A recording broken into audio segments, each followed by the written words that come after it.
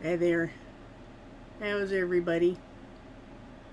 I have a fan running in the background, so let me know if it's too loud. This room has no windows or vents or anything, so sometimes it's been really warm. I have to run that, and so let me know if you can't hear me. If the volume's okay, I'll just go on how it is. And as you might have seen in the description, it's the 300th video according to YouTube, so I thought, what should I do? So I asked people in the back chat, and Pillbox says, do 300s in the Bible. So I said, okay. So I looked around, and there are little things like somebody's, another one of the giant people that are mentioned here and there in the Old Testament have a spearhead that weighs 300 shekels or whatever it is. But there's two main things. And the one is what I've got up on the screen about Noah's Ark, which I want to put this link in the chat for you because it's a really good site on all things Noah's Ark. And you can see that it's not the cartoon kind of ark, but what it has to do with 300 is its length. It's 300 cubits. 50 wide and 30 high, so the width is about 1/6 of the length and the height is 1/10 of the length. So we know the proportions regardless of the exact size, but most people seem to think that I've looked at that it's about 450 feet long, so that makes it about 75 feet wide and 45 feet high, just thereabouts. So this was a transport barge. It was a cargo ship, and it's not meant to go fast, and it's not meant to really go anywhere. It's meant to just sit on top of the water and float and not capsize. So this site looks at all the possible theories, the dimensions, and that little colorful triangle there, no occult significance whatsoever, talking about why ships are shaped the way they are for optimal proportions. And that this was all drawn originally from Noah's boat, because before that nobody needed a great big boat that was an ocean-going vessel. So, that we know of. We know there was dry land and water, but we don't know how much time people spent on it because everything was meant to be destroyed in the flood. And so this would be the prototype for all future ships. And they have some drawings from ancient ships that were probably modeled after it, on how to keep it from capsizing and how to steer it.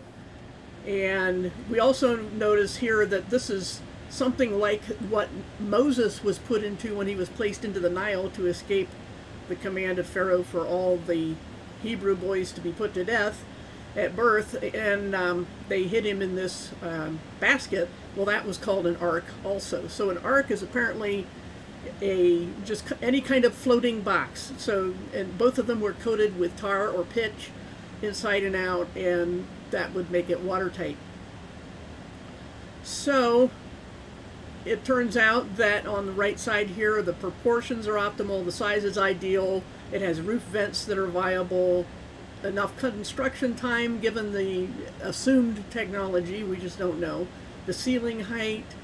And they say, so if this is an embellished story of a reed barge on a flooded river, why would the numbers make sense in a hydrodynamic study? And they go on to show on some of the other parts of this website how they tested various models for seaworthiness and for carrying weight and not capsizing in a wind or a strong storm or sea surge or whatever.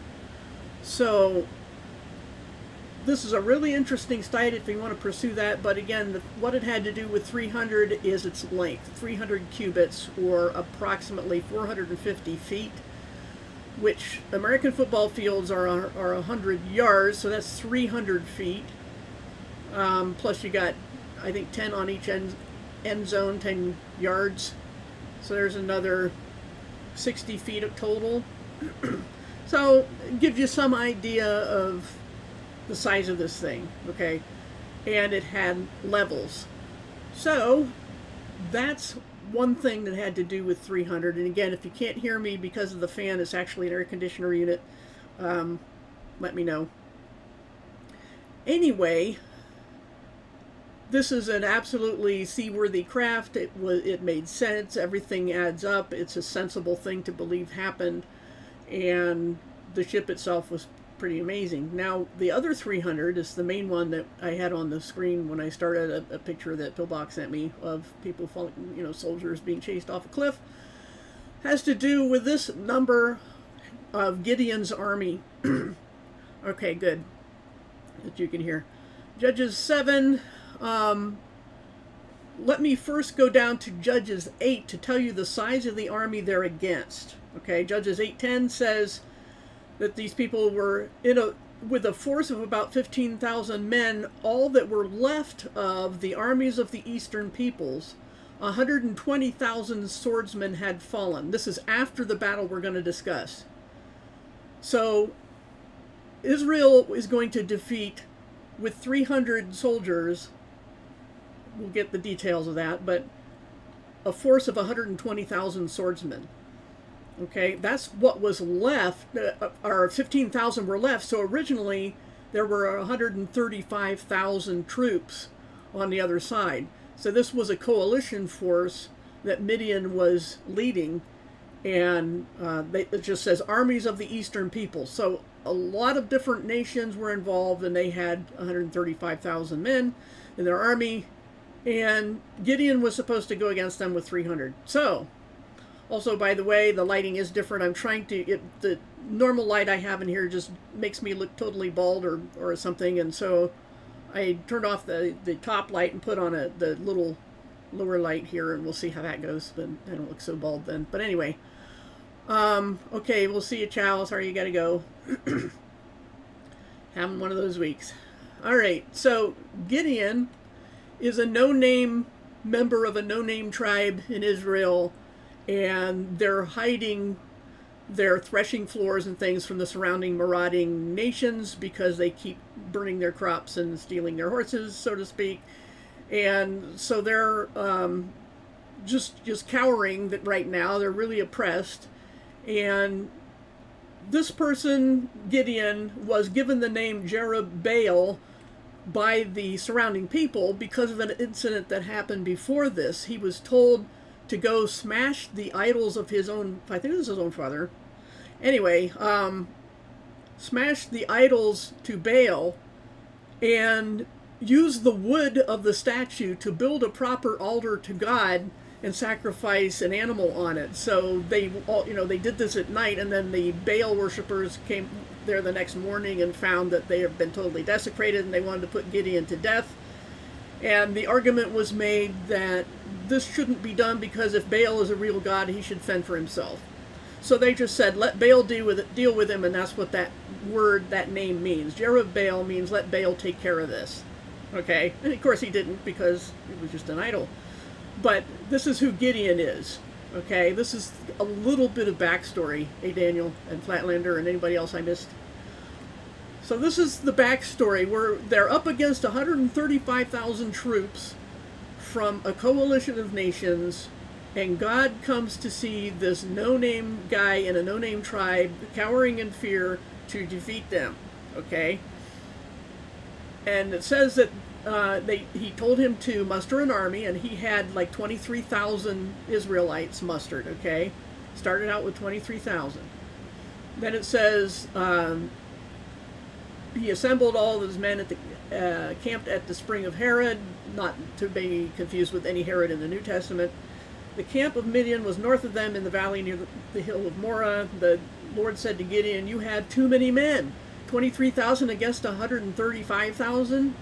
You have too many men," God says. "I cannot deliver Midian into their hands, or Israel would boast against me. My own strength has saved me." Hold that thought. Okay, I'm going to just go through this, but hold that thought. Verse 3, now announce to the army, anyone who trembles with fear may turn back and leave Mount Gilead, where they were. Hey, Vic. So 22,000 men left because they were afraid of this huge army of 135,000. Totally understandable, but 22,000 of them left. 10,000 remained. But the Lord said to Gideon, there's still too many men. Take them down to the water, and I will thin them out for you there. If I say this one will go with you, he'll go. If I say this one stays, he'll stay. So Gideon took the men down to the water. There the Lord told him, separate those who lap the water with their tongues as a dog laps from those who kneel down to drink. 300 of them drank from cupped hands, lapping like dogs. All the rest got down on their knees to drink. And the Lord said to Gideon, with the 300 men that lapped, I will save you and give the Midianites into your hands. And I've always, I'll just stop here, I've always wondered, why would he pick the ones that lapped the water like dogs and, got water into their hands and brought it up to their face and drank it? And it seems to me that if the other ones got down on their knees to drink, they were very poor soldiers because they were very vulnerable in that position. Whereas these people were keeping upright, just dipping into the water and bringing it up to them. I'm just guessing, it's just something I've always wondered, but those are the ones that God chose to go against the armies of the east of 135,000.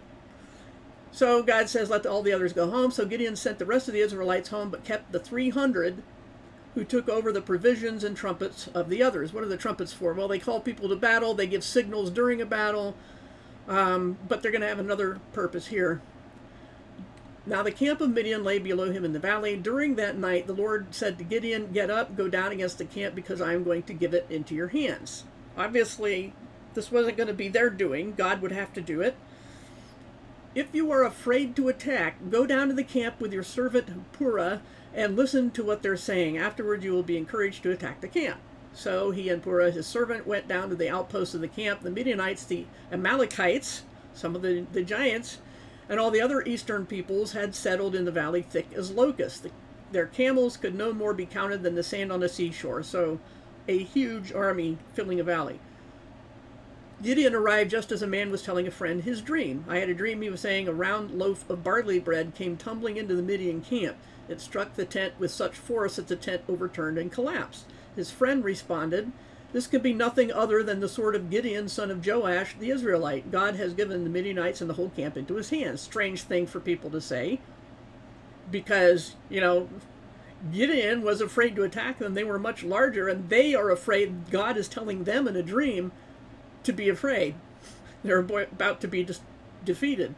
When Gideon heard the dream and his interpretation, he bowed down and worshipped. He returned to the camp of Israel and called out, get up, the Lord has given the Midianite camp into your hands. So this is at night. Okay, a wild heart.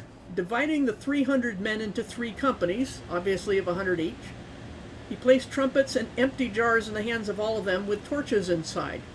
Okay, so they don't even have their weapons in their hands. In one hand they have a trumpet, in the other hand they have a jar with a torch concealed inside.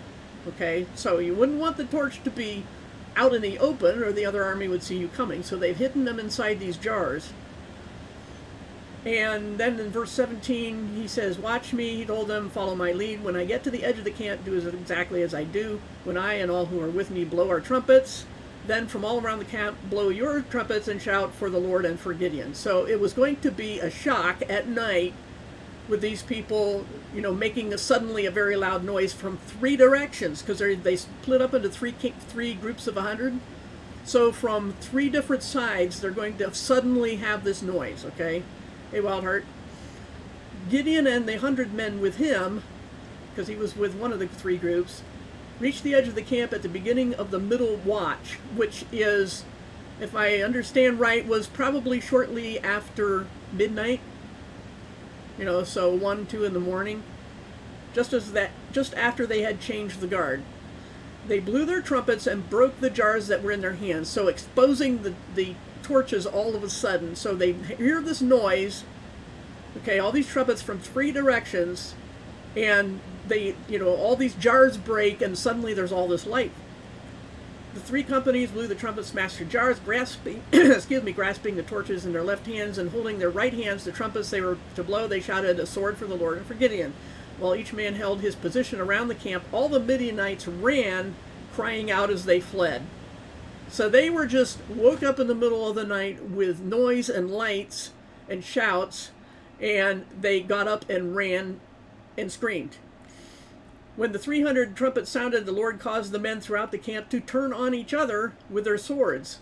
The army fled, as far as the border or whatever. Okay, so they ran away, and if you read on, Israel pursued the stragglers, and they did this not by their own strength. They were just kind of like yelling surprise in the middle of the night, and God caused them to be very afraid and to kill each other. So Israel hardly did anything. So that's the story. Like I said, you can read more about how big the army was and what happened before and after that. This is Judges 7. And the point is that God made sure Israel could not take credit for this victory. So, application, what might God think of those who say they will overcome by their own strength to save themselves? Because then who gets the glory? That's the problem I have, what I think the Bible has, with people saying we're going to save ourselves, or we're going to endure to the end to save ourselves, because apparently Jesus didn't do the job right. And it's insulting to him. It's just the way I see it. They think it's insulting to say we don't have to do anything, but I'm like, example after example in the Old Testament especially, and there's a verse, I can't remember the address right now, that says, God says, I didn't choose you because of your good qualities. I chose you because you're bad and few and weak, so that you don't take credit for what I'm going to do. But that doesn't mean Israel never did anything. I mean, he had them do at least this. And in the same way, Christians are told, we're not here to just do nothing. Jesus says, I'm going to come back when you don't expect me, hint, hint, and I better find you doing what I left you to do. So the principle, the precedent, is that God doesn't use things that we think he would use, or tactics we think he would use, and it's all about him, not about us, whereas insecure salvation or enduring during the tribulation, those are all about us and our pride in our flesh.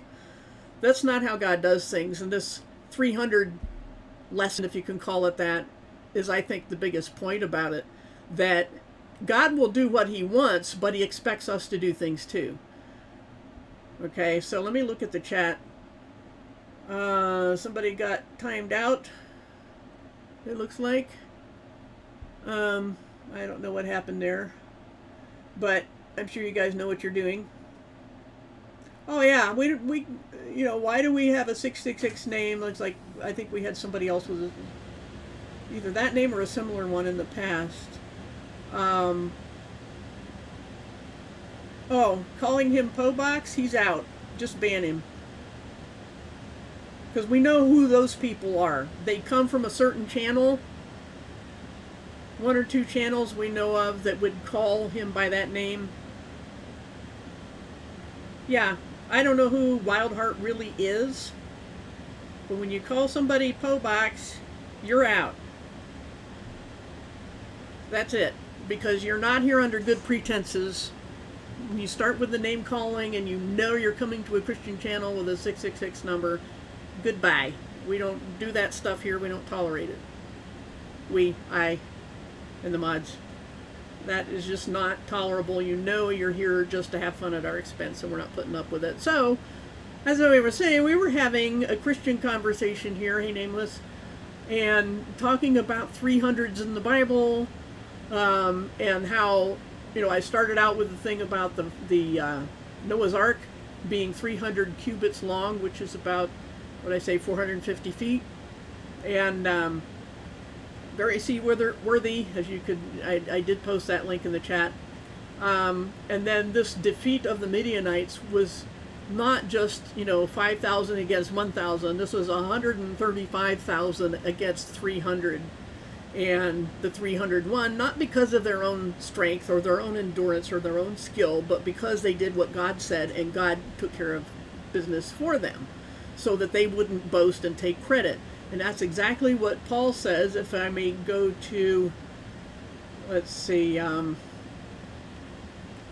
Ephesians 2, and where it says, it is by grace you have been saved through faith. This is not from yourselves, it's the gift of God, not by works, so that no one can boast. Same principle. Okay, Wildheart, you just shouldn't go calling people names. That is not a good way to start out here.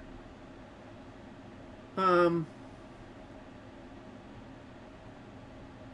don't understand your comment there, Pillbox.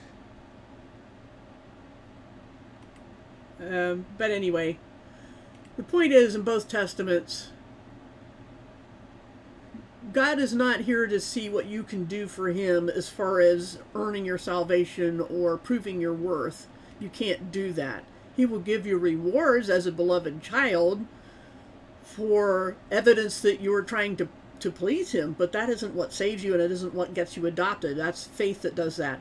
And then what comes after that is verse 10, for we are God's handiwork, created in Christ Jesus for a purpose, to do good works, which God prepared in advance for us to do. That's not to be saved. That's not to bring glory to us. Oh, okay, you were quoting him. Okay. Anyway, I hope it's clear in both Testaments that God is not expecting us to save ourselves. We can't, and we're just being realistic when we say that. But at the same time, we do have things to do that he has set out for us to do, and we will be rewarded for those things or not. You know, rewards can be taken away. That's 1 Corinthians 3. I've gone over that many times, but I might as well do it again. 1 Corinthians 3.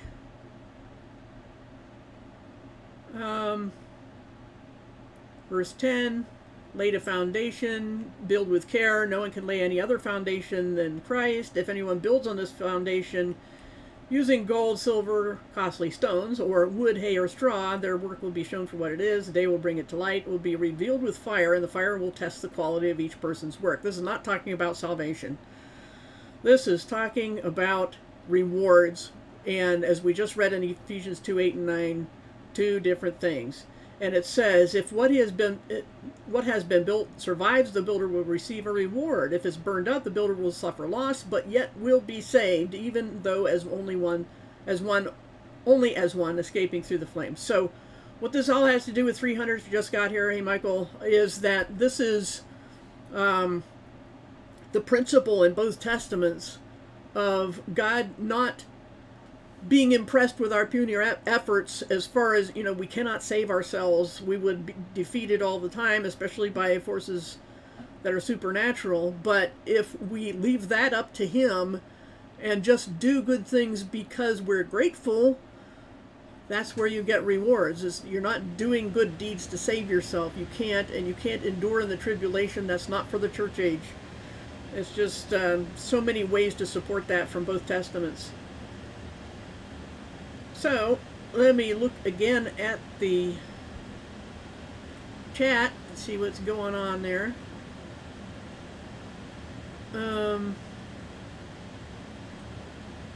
Yeah, they were not here with good intentions. That's pretty obvious. So,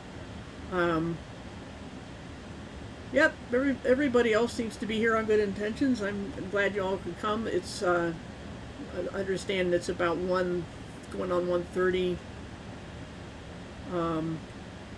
in the West Coast. Let's see, it's almost 4:30 here, about 9:30, 10 in the UK. So it's not a bad time of day. It's just that, you know, I haven't been going that long of hangouts anyway, so it's not a big deal, because right around 5-ish I have to get supper going, or whatever we're doing for supper. But yep, you will know them by their fruit. And that's what, just to ramble a little bit about what James is talking about. People think James is saying salvation by works, and he's just saying, I can't see your invisible faith if you never act on it, you know. And he's telling people to question their own faith if they claim to have it, yet nobody can tell. It's not about saving yourself. It's about, were you saved to begin with? What kind of baby doesn't grow? You know, if you're born again, you're supposed to grow, and the growth does not make you born. The growth happens after you're born, and that's how it is with salvation. And again, it gives all glory to God, which is what 300 is all about. In both of these cases, they have to do with, whether it's the ark or the battle with Gideon in the Midianites. It's all about what God does, what God can do, and we do what we can do, and we can't get ourselves confused and say that we're going to do what only God can do. And so, and then people outside the faith have nothing to say about when we say we can't do something. And I've always asked, you know, okay, you gods, self-gods, create something from nothing, walk on water, raise the dead, and fix the world, and then maybe I'll believe you're a god. You know, if you can't do those things, I'm sorry, but you don't make the cut. So, yeah, that's the thing about the baby analogy also is in Hebrews, where, you know, chapters 5 and 6, where the writer is saying, by this time you all ought to be teachers, but I still have to feed you milk because you're spiritual babies, because you can't get off square one talking about how people are saved, which is why I'm so exasperated having to time after time tell Christians what the gospel is, because they can't figure it out. That, and I've gone over this so many times already in recent videos, that you are saved by faith, it's by the grace of God, and you can't save yourself no matter how you try. And my phone is probably getting another spam call. Oh, I'll have to call them back, but I'm going to have to shut down pretty soon, because I might have a database problem to fix. But spread the gospel, look for other Christians who might be interested in what we do here. And now this is actually a business call. I recognize the name, but I had it on vibrate so it wouldn't interrupt me, but I do have to return that call. So anyway, that's what 300 is all about. And again, put ideas for future videos in the chat or in the comments under the video if you want. And I'm going to have to stop, and I'm glad you all came. Thanks for coming, and we'll see you all later.